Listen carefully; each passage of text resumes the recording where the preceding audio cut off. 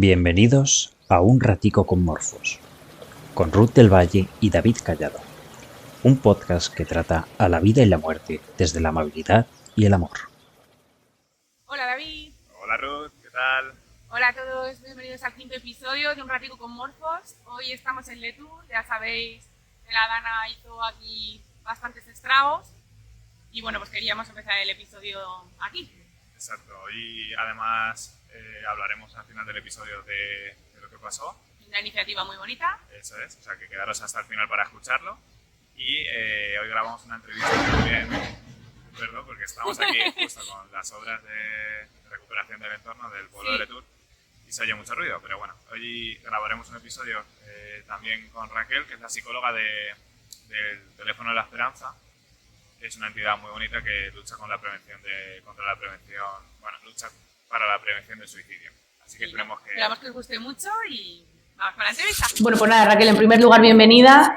Solemos comenzar un poco el programa del podcast con un ping-pong, ¿vale? Para conocernos así un poco y bueno, nunca pues... lo había hecho, yo Es muy curioso. No te pongas nerviosa, preguntas fáciles. Son preguntas muy fáciles que no habrás oído nunca en tu vida. Muy bien. Y bueno, pues el que menos tarde de los 5 primeros podcasts, que este es el quinto, pues le damos un pequeño sello, ¿vale? Nunca visto. La anterior hizo 1.29. Sí. A ver si baja.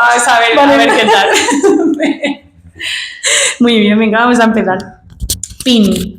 Pon. Con Raquel. signo del zodiaco. Libra. Pueblo favorito. Villarroledo. Superpoder. Ya no me acuerdo. Quedarme en blanco. Muy bien. Playa o montaña. Playa. Comida favorita. Espagueti carbonara. Estación del año. Primavera. Viaje más lejano. Finlandia. Tatuaje sí o no. No. Tortilla con o sin cebolla. Las dos. Pizza con o sin piña. Sí. Colacao o Nesquik. Colacao. Objeto para llevarte a una isla desierta. Un cuchillo. Otra profesión que tendrías. Adivina. Creyente. A mi manera. ¿Alguna fobia? A quedarme en blanco. ¿Rico y solo o pobre y con amigos? Difícil, pero pobre y con amigos. ¿Grupo de música favorito? Muse. ¿Tipo de lectura favorita? Fantástica. ¿Quitar qué sentido te quitarías? Ninguno, pero creo que el olfato. ¿Una manía o un tic? Perfeccionismo. ¿Perros o gatos? Gato. ¿Sitio ideal para vivir? Mi casa. ¿Un hobby raro? Raro no es. Bailar. ¿Y un deporte que practiques? El baile. Bueno, Bien, súper o sea, rápido. ¿Cuánto? acabas de hacer 1 minuto y 8 segundos. ¡Vamos! O sea, Total. Por favor, es la primera vez que lo hago, la taza para ti ya. Había visto el objeto. No. A lo mejor hay otra cosa, pero... Y la primera vez que lo haces. La primera vez que lo hago. Pues lo has hecho muy bien, ¿eh? Muchas Enhorabuena. gracias. Me lo habéis facilitado mucho. Bueno, los que lleguen al final de este episodio contaremos al final Luego. una anécdota. Chascarrillo. Un chascarrillo importante. Bueno, nada, Raquel, ya que hemos roto un poquito el hielo, quería que nos contaras de dónde surge el Teléfono de la Esperanza, un poco y qué acciones lleva a cabo aquí en la sede de la CT. Muy bien. Pues mirad, el Teléfono de la Esperanza fue fundado oficialmente en el año 1971, hace ya unos cuantos años, en la ciudad de Sevilla. Y bueno, pues como sabéis, esto es una ONG de voluntariado, acción social y cooperación al desarrollo, sin ánimo de lucro, que trabaja en el abordaje urgente, gratuito, anónimo y especializado a las personas que se encuentran en situación de crisis emocionales.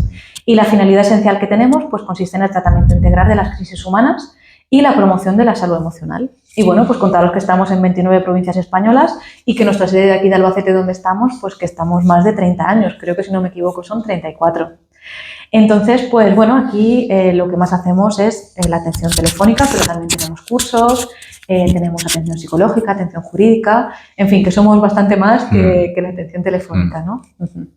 De hecho, tú, Raquel, trabajas como psicóloga en el Teléfono de la Esperanza y bueno, y que en sí el teléfono surge como prevención del suicidio, ¿no? Y un poco para atender esto, pero tenéis como varias líneas muy interesantes que no están centradas directamente con la prevención del suicidio, sino que también pues del tema del crecimiento personal, del trabajar, pues yo, por ejemplo, he hecho formaciones aquí de autonomía afectiva, bueno, de cursos para padres y educadores, en fin, varios cursos que son muy interesantes que lo que hacen es que nos ayudan a mirarnos hacia adentro y poner conciencia en cosas nuestras, ¿no? Pero sí que hoy queríamos ir como muy de lleno al tema, ¿no?, de hoy, que es la prevención del suicidio.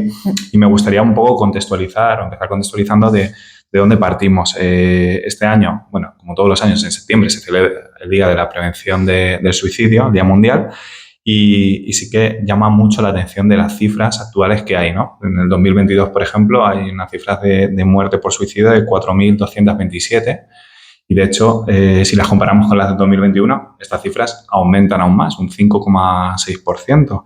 Realmente llama mucho la atención que sea la primera causa como externa de muerte en España, ¿no? Y que esta cifra, lejos de disminuir, encima aumenta. ¿Qué es lo que está pasando? ¿Por qué llegamos a esto? Pues la verdad es que es muy difícil decir con seguridad pues, qué es lo que puede estar pasando, ¿no? para que las cifras vayan en aumento. Porque el suicidio es un asunto multicausal y multifactorial y, por lo tanto, pues hay que abordarlo desde un abordaje multidisciplinar. Entonces, es verdad que es un fenómeno tan complejo que sigue siendo un poco difícil de comprender todo esto, ¿no? Pues seguimos como haciendo muchas cosas como para poder ir entendiendo poquito a poco pues, qué puede estar pasando, ¿no?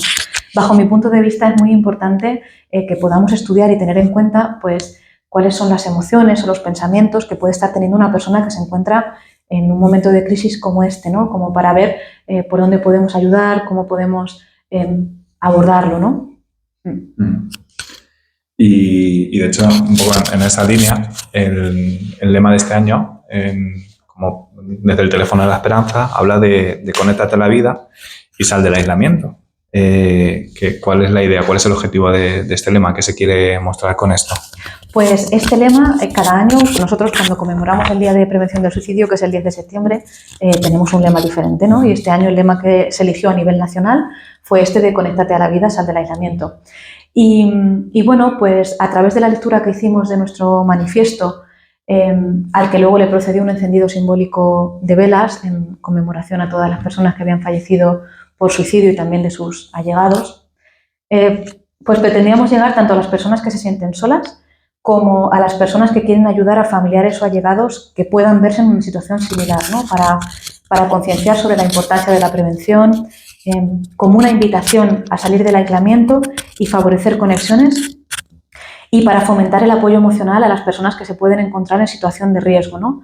Y bueno, esto entre algunas otras muchas cosas, ¿no? Como también pues, concienciar y sensibilizar sobre la causa del suicidio, hablar sobre el sufrimiento, el poder de las conexiones, de estar conectados con los demás y con nosotros mismos también, para darle un espacio a hablar del sufrimiento, de que hay salida y para transmitir y crear un poco de esperanza, ¿no? Que es lo que también desde el teléfono de la esperanza queremos hacer. Raquel, es realmente importante el tema de la conexión, ¿no? Un poco con conectarnos con los demás y con nosotros mismos. Y vivimos en una sociedad en la que esa conexión parece que está como muy presente con las redes sociales y toda la nueva comunicación que tenemos, pero realmente existe mucha soledad. ¿Qué nos podrías comentar acerca de esa soledad no deseada? Bueno, pues esto para mí es un temazo y tengo una respuesta muy larga. Entonces, no lo imaginamos. ¿Verdad? Entonces, pues bueno. La gente no va a estar entendiendo por qué nos reímos. Que se esperen al final. Al final decimos. Bueno, pues yo aquí tengo como muchas cosas que decir, ¿no? Que me parecen importantes a la hora de hablar de este tema de la soledad, porque bueno, pues sí que es verdad que es un fenómeno cada vez que podemos decir que está más presente, ¿no? A pesar de que estamos hiperconectados de alguna manera con las redes sociales o a través de Internet, pero parece que a veces también nos sentimos más solos y aislados, ¿no? Entonces, bueno, pues estas consecuencias que puede tener la soledad no deseada o el sentirnos aislados, pues pasan por que estamos tristes, tenemos sentimientos de pérdida, tenemos miedo, disminuye nuestra participación en la sociedad, tenemos desmotivación, falta de sentido de la vida, podemos llegar a sufrir trastornos como la depresión, hay una carencia de intimidad personal que es tan importante también. Se puede producir un empobrecimiento de las habilidades sociales, falta de confianza, no sentirse querido, en fin, esto es un largo etcétera, ¿no?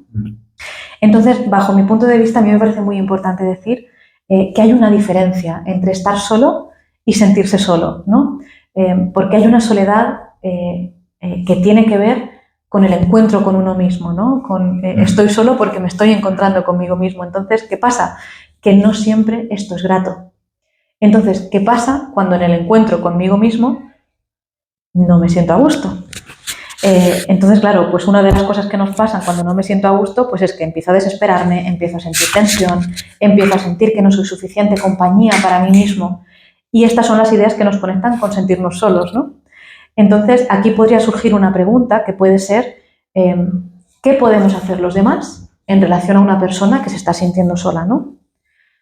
Porque en este sentido podemos acompañar, pero no podemos reemplazar la relación que cada uno tiene con uno mismo. Entonces nos encontramos con que tenemos que aprender a relacionarnos tanto con uno mismo como con los demás, y también tenemos que aprender a vivir en soledad. O sea, tenemos que hacer un poco las dos cosas, ¿no? Las dos cosas tienen las dos vertientes, ¿no? Entonces, bueno, como bajo mi punto de vista también es importante decir que vivir solo también puede ser una elección, ¿no? Que no es que, bueno, pues vivo solo porque me ha pasado circunstancialmente algo y vivo solo, no, pues también puede ser una elección. Entonces, cuando uno vive solo, ¿qué pasa con la relación con los demás? ¿No? Yo vivo solo, vale, pero que viva solo no significa que no me relacione, ¿no? ¿Qué pasa si yo vivo solo con la relación con los demás, ¿no? Es otra pregunta que nos podemos hacer. Y aquí viene algo que para mí es muy importante, es una frase que a mí me cala mucho también, ¿no? Por la importancia que puede tener y porque creo que entenderla es fundamental, que es que nadie tiene por qué hacerse cargo de mi soledad. Que esto es un tema que me incumbe a mí, que es una cosa que me está pasando a mí, que cuántas veces hemos escuchado a alguien decir es que no se han dado cuenta de lo solo que estoy, o que hay reclamaciones, es que nunca, siempre estoy solo por vuestra culpa o lo que sea, no me llamas. Entonces es como, bueno, ¿qué puedo hacer yo? Pues yo puedo llamar, puedo tocar al timbre, puedo invitarte a tomar un café, no sé, como que yo puedo hacer cosas, ¿no? Para que esto no me esté sucediendo, ¿no? Entonces, creo que hay preguntas que es muy sano hacernos, como por ejemplo, ¿hice yo algo para estar en esta situación de soledad o para mantenerme en esta situación de soledad? Porque a lo mejor es verdad que no hemos hecho nada para estar ahí, pero sí podemos hacer algo para salir de ahí. Son preguntas que son importantes a nivel interno porque de alguna manera nos hacen reflexionar sobre esto que nos está pasando, ¿no? Y nos hacen conectar con esta responsabilidad que cada uno tenemos, ¿no? Entonces, bueno, pues, a ver, es que yo tengo aquí como que varias ideas. Muchas cosas, ¿no? Sí, son como que muchas cosas. Sí, de hecho, creo que nos hablabas también antes de Jorge Bucay, como que te gustaba mucho antes de empezar a grabar. Tenías por ahí. Sí, es que Jorge Bucay tiene algunas ideas que, bueno, que para mí son fundamentales, ¿no? Él es alguien que se ha dedicado mucho a trabajar este tipo de cosas y con respecto a la soledad, bajo mi punto de vista, tiene algunas cosas que son muy importantes, ¿no? Porque, bueno, hablábamos también de que hay una diferencia entre estar solo y estar en soledad, ¿no? Que es como, hay un ejemplo en el que, por ejemplo, si estamos en un sitio rodeados de gente, cuando yo me siento solo es como si hubiera alrededor mío un dibujo, ¿no? De un círculo que hace que yo me sienta fuera, ¿no? Es como me aíslo y además me evita pertenecer, ¿no? Esa es la sensación, es como yo estoy rodeada de todo el mundo, pero hay algo que me desconecta, como una ¿no? burbuja, ¿no? Como una burbuja que me aísla. Y bueno, pues Bucay dice, por ejemplo, una de las cosas que a mí me gusta mucho es que puedo estar solo siempre que no crea que esto significa que no me alcanza con estar conmigo mismo. Cuando la soledad es una consecuencia indeseable de una situación no elegida, qué bueno será que yo pueda ocuparme de esto buscando nuevos caminos y nuevas guías, ¿no? Porque el problema no es estar solo, sino esta sensación que me paraliza, este sentirme en soledad que impide que yo haga, esta excusa que me doy para no disfrutar de la vida, que hace pensar que no tengo recursos fuera de mí, que no hay nadie con quien compartir una idea, quien pedir un consejo, con quien compartir una alegría.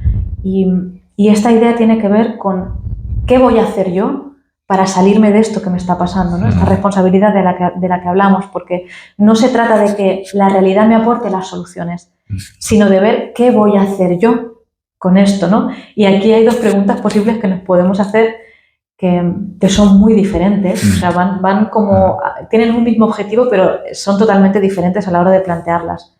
Una es, ¿qué debo hacer yo para que los demás se sientan atraídos y vengan hacia mí? Que esta tiene una connotación pues un poco más... curiosa, ¿no? Sí, manipulativa, ¿no? Como, sí. ¿qué puedo hacer yo? El señor Barnes. Claro, el señor Barnes haciendo así. Exacto. Entonces, bueno, es una manera de planteárselo también como que muy humana, ¿no? Sí, es que es verdad, es como que muy humana. Pero claro, hay otra que bajo mi punto de vista es más saludable, o puede llegar a ser más saludable, que es ¿qué tengo que hacer yo para poder acercarme? Entonces, bueno, pues esto pasa por entender que esta es mi responsabilidad, ¿no? Yo creo que escuchándote un poco lo que me encanta, con lo que así me quedo es como pequeñas palabras, son de poner conciencia, mirada interior y responsabilidad propia, ¿no? No responsabilizar a los demás, no tanto, sino responsabilizarme yo, porque a la vez eso es lo que me va a empujar a mejorar, lo que me va a hacer... Es muy importante el responsabilizarse uno mismo de lo que le pasa, porque al final creo que tendemos a echar la culpa a los demás y también a buscar una solución que nos la busquen los demás. Sí. Por supuesto no es fácil, influyen muchos factores externos, ¿no? Pero creo que es por donde hay que empezar, con la mirada interna y confiar en nosotros, en esa capacidad de poder salir de ahí. Sí que es verdad que cuando preparábamos un poco el guión, como que nos centrábamos mucho en causas externas, ¿no? Como sociedad que necesitamos mejorar, que también ahora te lo preguntaré, pero nos ha encantado que pongas este enfoque ahí. No, primero mirar hacia nosotros, mirada interna, y luego ya vemos como sociedad cómo debemos mejorar, ¿no? Y bueno, y en ese sentido, ¿cómo fijarnos como sociedad? ¿Qué tenemos que estar pendiente? ¿Cómo llegar a esas personas que se sienten solas como sociedad? ¿Cómo yo puedo no ir casa por casa tocando y buscando? Pues en lo que respecta a nosotros como Teléfono de la Esperanza, pues a través de estos días conmemorativos que hablábamos del Día de la Prevención del Suicidio, entre otros que nosotros aquí también celebramos, pues los objetivos que nosotros tenemos es poder hacer llegar esa información, ¿no? A las personas que se pueden encontrar en una situación de vulnerabilidad o de aislamiento, de soledad y tal, ¿no? Porque en parte porque resulta más sencillo, ¿no? Que ir tocando casa por casa a ver quién lo necesita y tal, sino creo que nuestra responsabilidad está en que podemos ofrecer, ¿no? Los recursos que nosotros tenemos a todas esas personas que lo pueden estar necesitando, y no solo nosotros, sino que hay muchas más asociaciones o agrupaciones de gente que están dedicados a esto, ¿no?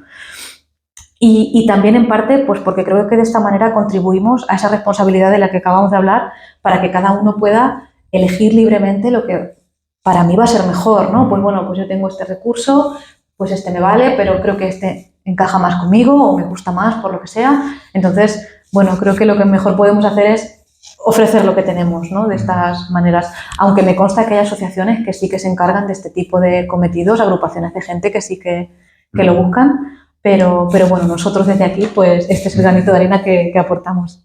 Importante. Sí. Un dato que nos parece muy llamativo y a mí sobre todo mucho más siendo madre, es el aumento en el número de muertes por suicidio, ¿no? Entre los jóvenes entre 15 y 19 años, que es una edad como muy particular. Y bueno, me llama mucho la atención sobre todo el aumento en este porcentaje. ¿Cómo podrías ayudarnos a entender por qué ocurre esto en los jóvenes y cómo podríamos nosotros detectar en algún caso no sé, pues como que alguna persona o algún adolescente está sufriendo por esto y cómo ayudarlo, ¿no? Porque bueno, sí, imagino que todos nuestros oyentes lo saben, pero David se dedica al escultismo y claro, tiene una responsabilidad para con esos niños, entre ellos mis hijas. Y claro, bueno, pues poco. Es mucho. Sí, pero es verdad que muchas veces en los scouts con mis compañeros surge, ¿no? Al final los scouts, por poner un ejemplo, ¿no? Concreto, los scouts es un sitio donde generamos un espacio seguro, donde los adolescentes pues, se abren prácticamente, ¿no? A mostrar su fragilidad, y a la vez también nos preocupa el que haya ciertos signos, ¿no? de este tema que estamos tratando hoy, para prevenir el suicidio, ¿no? Y que no estemos siendo conscientes y que podamos dejar pasar sin querer, o si los detectamos, ¿qué hacer? Entonces, si nos puedes dar algún consejo que creo que valdría para muchos campos, no solo el escultismo, porque a nivel de magisterio, ¿no? De los profesores, los maestros y de padres. De padres, o sea, hay muchos sitios donde seguro que les puede venir muy bien. Sí, pues es que, claro, en realidad, pues claro, el perfil que me preguntáis de jóvenes entre 15 y 19, pues el perfil de riesgo es diferente, ¿no? Al de otras edades, aunque sea simplemente por el ciclo vital que está atravesando el adolescente, porque es un momento que está lleno de insatisfacciones, descubrimientos, desencantos, que en muchas ocasiones puede llegar también al consumo de sustancias para evadir realidades, ¿no? Que no saben cómo enfrentar, que no han aprendido todavía cómo enfrentarse a determinadas emociones o situaciones. Y esto, claro, es un momento difícil e importante, ¿no? Entonces, pues hay algunos factores, pues el bajo estatus económico, el bajo nivel educativo, eventos negativos que hayan podido ocurrir en una edad más temprana, el estilo cognitivo con el que ese adolescente se está enfrentando a la situación, también si hay presencia o no de un trastorno o de alguna enfermedad psiquiátrica, en fin, que son como que varias las cosas que pueden influir, ¿no? Y entonces, a la hora de poder identificar cuáles son las señales de alerta, pues hay algunas que son verbales, ¿no? Y que son como que muy explícitas, que tienen que ver con verbalizar comentarios muy negativos sobre su futuro o relacionados directamente con el acto suicida o con un deseo de morir, ¿no? También pueden expresar estar solos y aislados, se ven incapaces de llevar su vida cotidiana, tienen sentimientos de impotencia, indefensión, depresión, desesperanza. Y luego también pueden haber señales verbales del tipo despedida, ¿no? Que puede ser hablada o por escrito. Pueden verbalizar amenazas o comentarios a personas cercanas sobre su intención, pues es que no aguanto más, no quiero seguir viviendo, un día de estos termino con todo. En fin, hay como que muchas cosas que sí que nos pueden alertar rápido, ¿no? Y luego también pueden haber señales de alerta de tipo no verbal, como por ejemplo un cambio muy repentino en su conducta que nos llama la atención, alteraciones de su estado de ánimo, cerrar asuntos pendientes, que puede ser, por ejemplo, pues me quito todas las cuentas en redes sociales o me despido de alguna manera de todo el mundo. Puede llevar a un aislamiento social y personal. Puede ser que haya perdido el interés por las aficiones que le gusta hacer o incluso por su apariencia física, como que son señales que nos llaman de alguna manera la atención, ¿no? Como que vemos, uy, parece que aquí está pasando algo, ¿no? Un cambio, ¿no? Sí. Entonces, pues bueno, de alguna manera las mejores maneras de ayudar pues pasan por hablar con esa persona que está pasando por ese momento difícil, ¿no? Y lo importante es ofrecerle un apoyo cálido, paciencia y tiempo, ¿no? Como no juzgarle, como estar ahí presente realmente y poder acompañarle en eso que le está pasando, ¿no? Y bueno, luego hay otras cosas que podemos hacer, como por ejemplo informar y concienciar a su entorno sobre la situación que está viviendo esa persona y la importancia que tiene el poder darle apoyo, no dejarle solo si hay un riesgo elevado de un daño a sí mismo, poner atención a las señales críticas y ayudarle a disminuir el nivel de estrés, escuchándole y estar ahí, ¿no? Acudiendo a los servicios de salud mental para solicitar ayuda profesional en el caso que sea necesario, y en estos casos yo creo que es muy necesario. Mucho. Si hay, por ejemplo, un intento, pues llamar al servicio de emergencias al 112 o llevarle directamente a urgencias del hospital más cercano. Y una cosa muy importante también es no prometer confidencialidad. Hacerle ver que, bueno, pues que seguramente nosotros solos no podemos ayudar, que vamos a necesitar tirar de recursos que estén un poquito más especializados y que están acostumbrados a lidiar con este tipo de situaciones y personas que se encuentran en esta vulnerabilidad y bueno, pues recurrir a ellos, ¿no? Y yo aquí tengo un par de cositas de qué decir y qué no decir, si queréis que lo comparta. Nos parece perfecto. Sí. Antes de que lo hagas, me parece importante decir, porque te escucho hablar y parece como súper fácil todo esto de detectar, y realmente me parece muy difícil.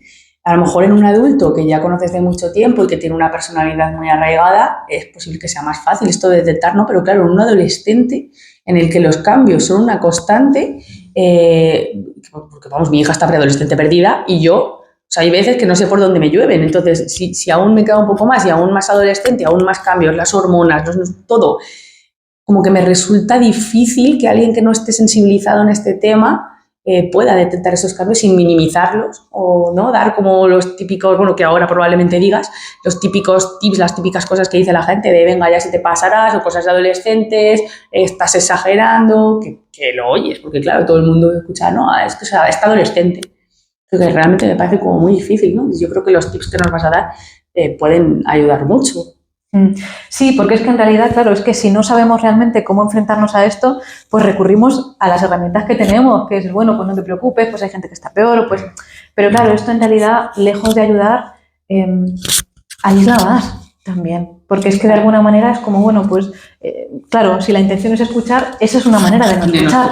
Y se tienen que sentir un poco incomprendidos, ¿no? Al fin y al cabo es como, bueno, claro, no me está entendiendo. Yo estoy expresando ¿Para qué algo... me voy a molestar? No me está entendiendo. Sí, estoy expresando algo que para mí es tan importante y no se me está escuchando. Y a la vez eso es tan típico, porque la frase más repetida creo que es, mamá, es que no me entiendes. Entonces, claro, ¿en qué punto no entiendes por qué es algo normal o no entiendes por qué es que la situación es compleja y no lo estás entendiendo realmente?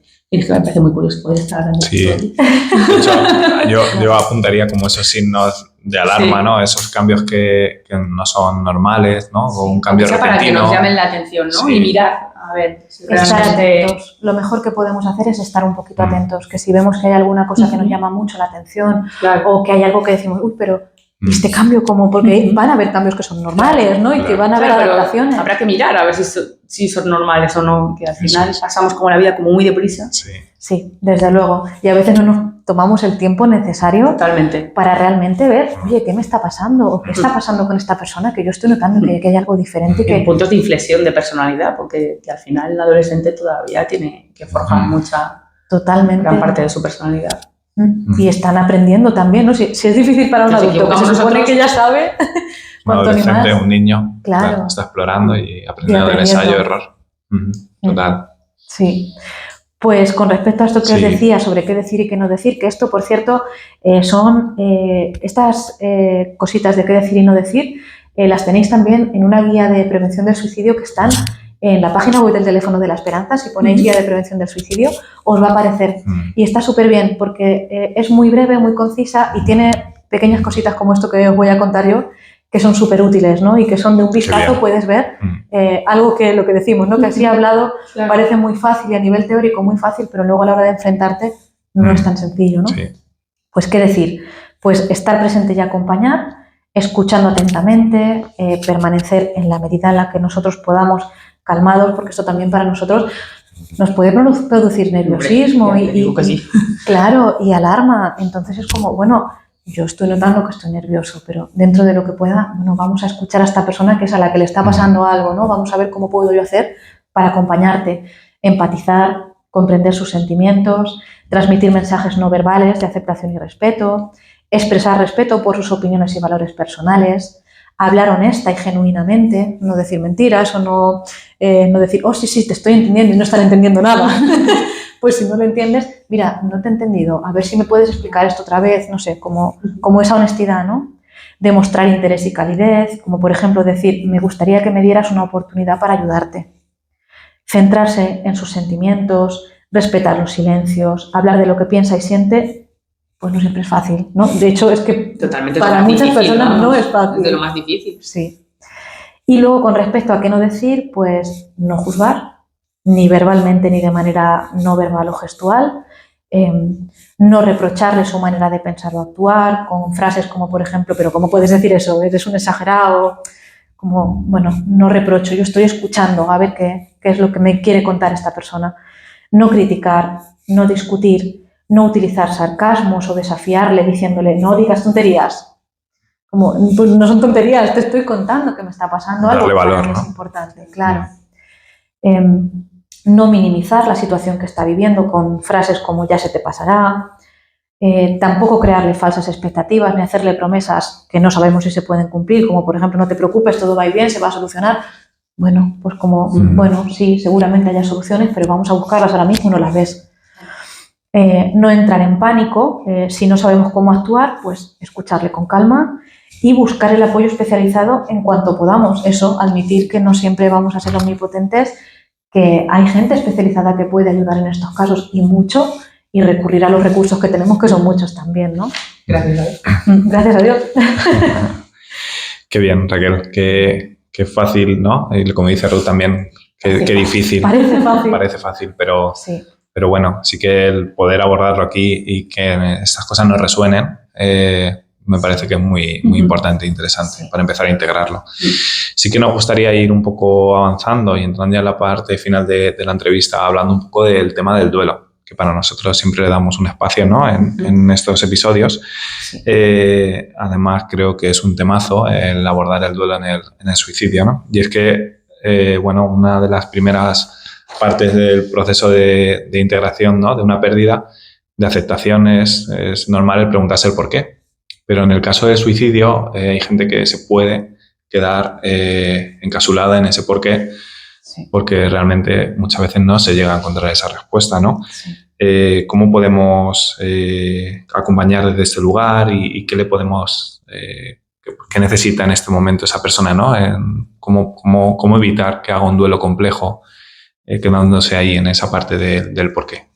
Pues mirad, aquí, por ejemplo, a mí me gustaría hablaros de un término que es un poco polémico, que es lo que se llama superviviente de suicidio, ¿no? O sobreviviente de suicidio. El término sobreviviente o superviviente de suicidio se define como superviviente porque se supone que refleja con precisión las dificultades que enfrentan las personas que han perdido un ser querido mediante el suicidio. O sea, es algo como que muy, muy, muy potente. Es un duelo, pero es un duelo con añadidos, es un duelo bastante específico. Entonces, claro, hay algunas personas que no les gustan este término. Primero, porque hay gente que lo puede confundir, si no sabe de lo que estamos hablando, se puede confundir con que, no, yo es que soy un superviviente de suicidio porque yo lo intenté, y no es así. Pero en realidad, bajo mi punto de vista, esto es algo que no es que tengamos que obedecer términos, ¿no? Que si no, pues si yo me siento cómoda diciendo esto, pues lo digo, y si no me siento cómoda, pues lo digo también, ¿no? Como que cada uno nos podamos explicar también de la mejor manera, pero es verdad que este término existe, ¿no? Entonces, este término que se refiere a las personas del entorno cercano a la persona que ha cometido un suicidio, pues claro, como decíais, este duelo es especial porque la muerte de un ser querido se puede razonar como normal, pero la muerte tras un suicidio no se ve con normalidad. Es algo un poco más especial. Y me explico un poquito aquí en este sentido también. La situación en la que quedan las personas supervivientes o los allegados a una persona que ha cometido suicidio, pues es muy dolorosa y muy traumática, ¿no? Hay mucho tabú social, hay un desprestigio cultural del acto del suicidio que puede acrecentar el dolor por la pérdida. Y claro, no hay sentimientos solamente de dolor por la pérdida, también hay enfado, hay culpa, hay negación, hay confusión. Entonces, se da aquí como un batiburrillo de cosas que son, que requieren todo un proceso, ¿no? Que es algo, bueno, pues a elaborar por la persona que lo está pasando, ¿no? Entonces, claro, además de todo ese dolor que se experimenta después de una muerte convencional, está este desafío de todos estos sentimientos que, por ejemplo, pueden ser, la persona puede caer en un shock, ¿no? Puede haber una gran conmoción, pues es frecuente sentirse tembloroso, adormecido, insensible, como si se sintiera fuera de la realidad, ¿no? También es normal tener sensaciones físicas desagradables como dificultad para respirar, la boca seca, náuseas, opresión en la garganta y en el pecho, fatiga, un gran sentimiento de vacío, es pues eso, un shock, ¿no? Luego también puede haber un aturdimiento, ¿no? Como sentir que todo es un sueño, que no es real, que esto no está pasando, ¿no? También puede haber un sentimiento de confusión, ¿no? Pues es muy habitual sentirse confuso, incapaz de concentrarse tras la pérdida de un ser querido. Y claro, hay que darse tiempo, ¿no? Para poder aceptar la muerte y que la persona no va a volver, ¿no? Por ejemplo, aquí es importante que podamos hablar de la situación con otras personas. La celebración o asistencia al funeral u otros rituales puede ayudar a aceptar lo ocurrido. En fin, de esto seguro que vosotros sabéis más que yo, pero se dan algunas otras emociones, ¿no? Pues hay tristeza, hay enfado o rabia, y este enfado también es significativo, ¿no? Porque puede ser general o puede ser hacia personas que tú juzgas como que no hiciste nada para ayudar. Entonces, ahí hay como un enfado también, ¿no? También puedes sentir enfado con la persona que se ha suicidado, porque de alguna manera sientes que te ha abandonado, ¿no? Que pues eso, que te ha dejado, te ha abandonado. Luego también hay otras personas que se sienten mal consigo mismas porque tienen la sensación de no haber hecho nada por evitarlo, ¿no? La culpa. Y aquí vamos al temazo también, que es la culpa. Sí, porque en este sentido pensar que no hicimos nada por prevenir la muerte de un ser querido es muy doloroso. Creo que hay mucha gente que piensa, ¿no? Como no me he dado cuenta, como...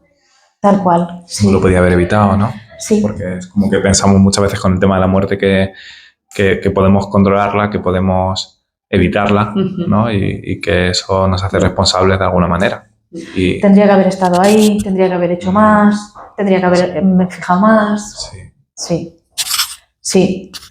Entonces, bueno, pues este tema de la culpa, claro, es que en cualquier otra muerte es difícil, ¿no? Encontrarnos con un sentimiento de responsabilidad tan potente y tan profundo, porque, bueno, pues si alguien ha muerto por una enfermedad, por un accidente, porque ya es una persona mayor, sabemos que no podemos controlarlo, que son causas que ocurren, ¿no? Que no se puede controlar, vamos a decir. Pero claro, la persona pariente o allegada de un suicida invariablemente va a sentir que podría haber hecho algo o que debería haber hecho algo. Y claro, esto es erróneo. El único responsable de una muerte por suicidio es la propia persona que se suicida. Pero claro, esto, lo que decimos, en teoría todo es entendible y todo es muy sencillo, pero después parte del proceso de vivir ese duelo pasa por ahí, pasa por tener este tipo de sentimientos, de emociones que hay que procesar de alguna manera, ¿no? O que hay que, por lo menos, saber buscarles un lugar donde poder procesarlos y ayudarnos de esa manera, ¿no? Porque no es nada fácil, desde luego. De hecho, el proceso de duelo es un proceso activo, donde uno tiene que confiar en uno mismo, ¿no? Y responsabilizarse también, como hablábamos antes de la responsabilidad.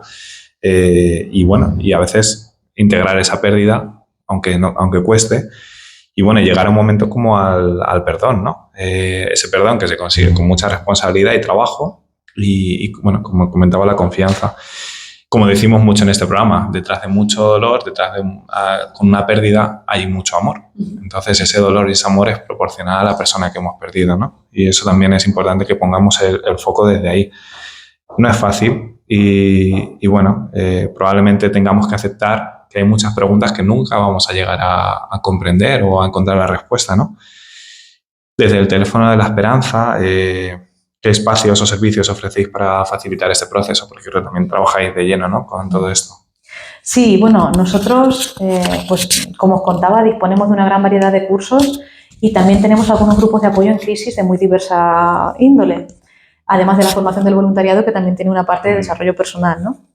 Entonces, pues tenemos todos estos cursos. Teníamos un curso, lo que pasa es que hace un tiempo que no lo hemos sacado, que era específicamente sobre el perdón, pero bueno, tenemos como que muchos, ¿no? También disponemos, como decía, del servicio de atención psicológica, técnica jurídica, en fin, pues que al final también a través del teléfono de orientación, que es cuando alguien que está en crisis llama, pues eso también es un recurso súper valioso que ofrecemos, ¿no? Porque además todos los voluntarios que están atendiendo el teléfono han pasado por una formación muy específica. Es lo que nosotros llamamos un voluntariado especializado, ¿no? Es como son personas que han pasado un proceso también muy específico de crecimiento personal y también específicamente de cómo atender a personas que se pueden encontrar en esta situación de crisis, ¿no? Entonces, pues desde todo este abanico de cosas que hacemos, pues... De hecho, el teléfono, como que cuando hemos llegado, la primera que nos ha recibido es una voluntaria, Pepa, ¿no? Que estaba ahí, estaba como muy... Ahí sí. No te preocupes, Carmen. Otra voluntaria. No pasa nada. Eso es, ¿no? Porque al final es un movimiento que se mueve con mucha voluntariado, masa voluntaria. Pues eso, que al final estén disponibles los 24 horas del día, 365 días y bueno, eso también es una parte muy importante para todo este proceso, ¿no? Sí, desde luego hay 24 horas todos los días de todo el año, incluyendo festivos, todo, siempre va a haber una oreja para escuchar. Sí.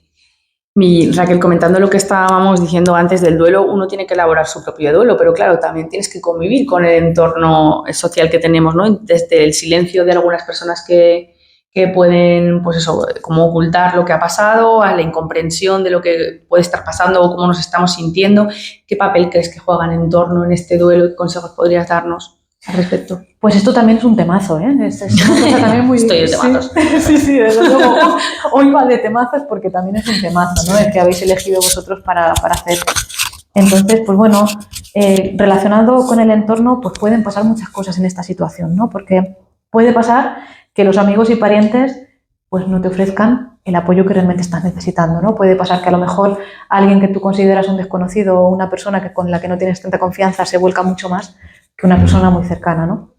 Entonces, en estos casos yo creo que lo mejor que se puede hacer es confiar en esas personas que sí que están dispuestas, ¿no? Y que están disponibles, no forzar a alguien solo porque es muy cercano a nosotros o solo porque es que no fijarnos en alguien, ¿no? Sino decir, bueno, pues voy a confiar en las personas que sí que están ahí disponibles, ¿no? Luego también puede pasar otra cosa, que es que la gente puede hacer comentarios insensibles. Entonces, claro, aquí viene toda la ineptitud, llamémosle, de el no saber cómo enfrentarnos. Que no lo harán a posta, pero claro, cuando no saben qué decir, pues a veces te salen cosas que son peor que no decir nada. Claro. Entonces, pues ahí también podemos caer, estando en una situación de vulnerabilidad tan grande, también podemos caer en el juicio y en el madre mía y lo que me he dicho, no sé qué.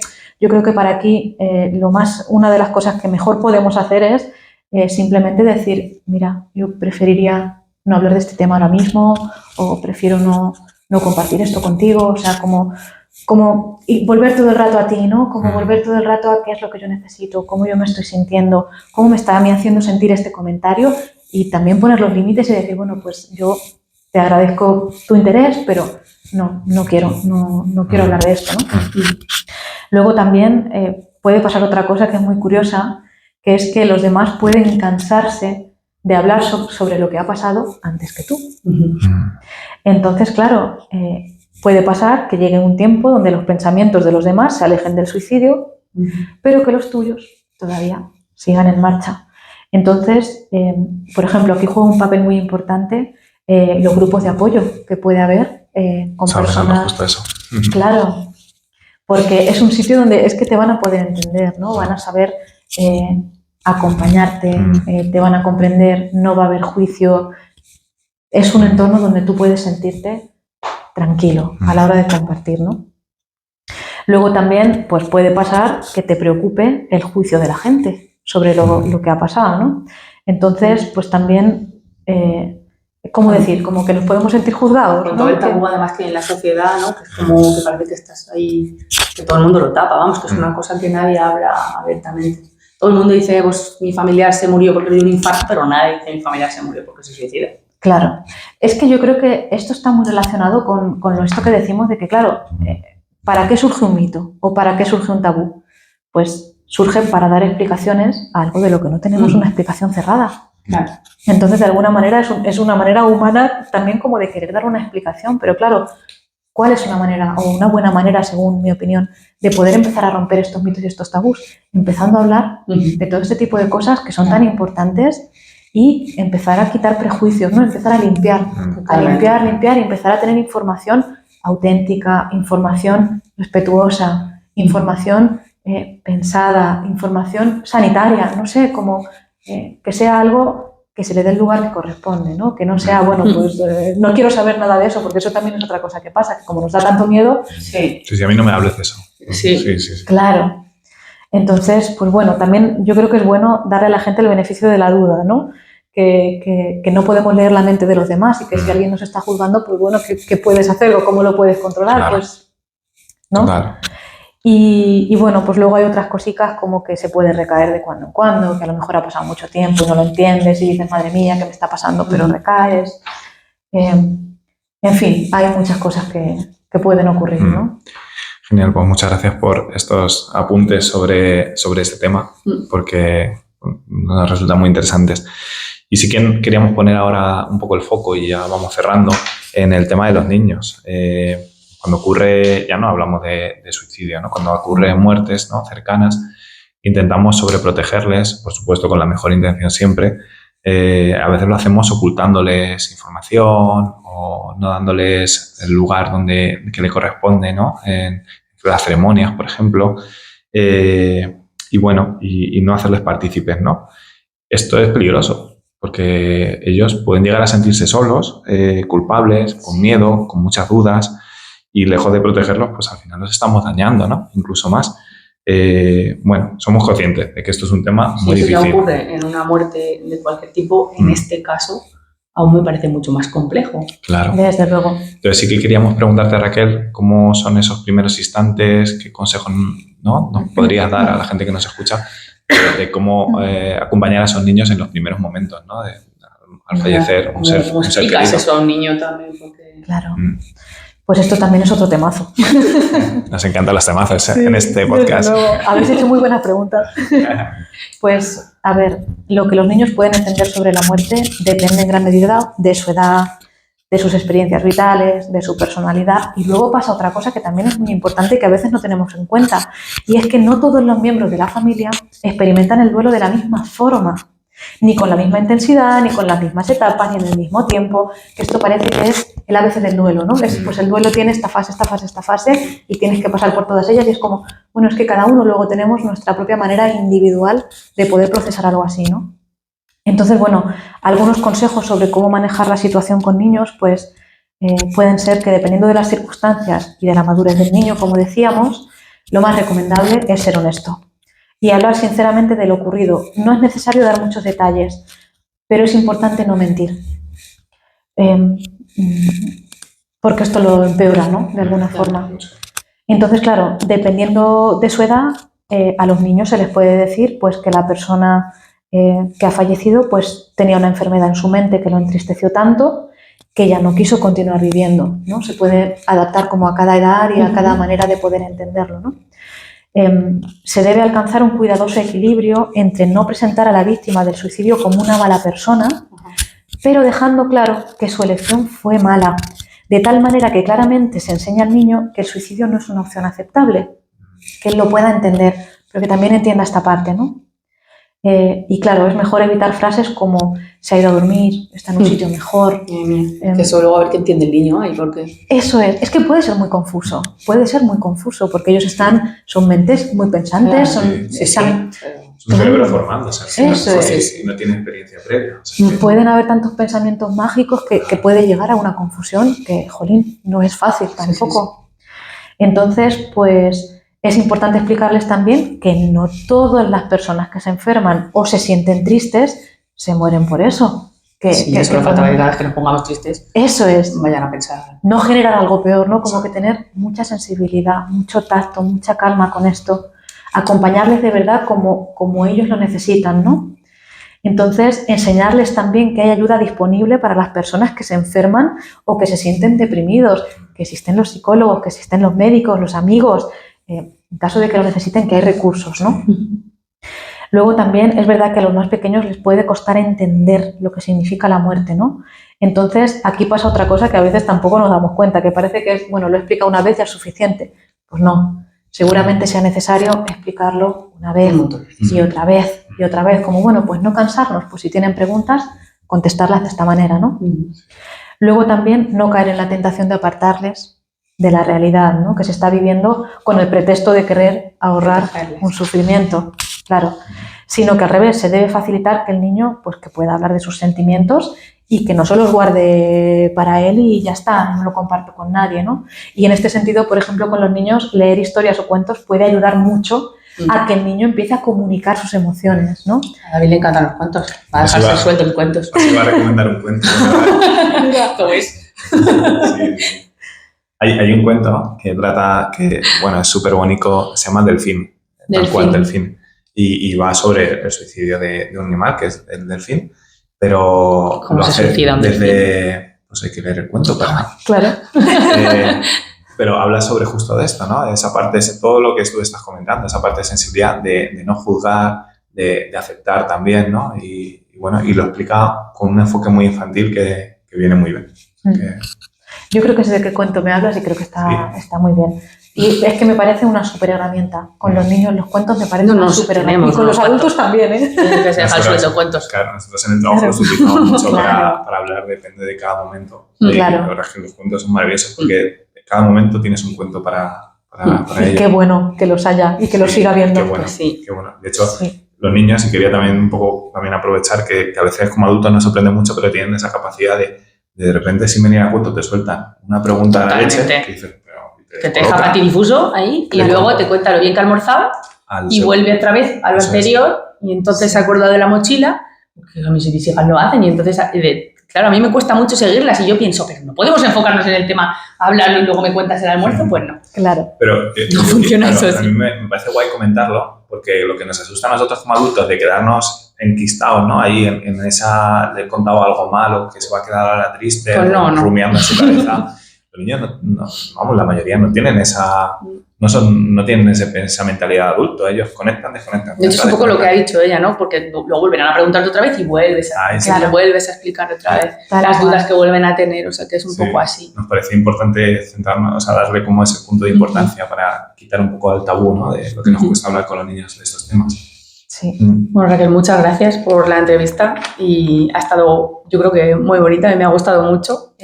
Nos gustaría acabar pues mandando un poco un mensaje de esperanza, ¿vale? Dentro de todo el dolor que puede haber dentro del proceso de un suicidio, esperanza en uno mismo y en ser capaz de transitar ese duelo sin quedarse atrapado en este, ¿no?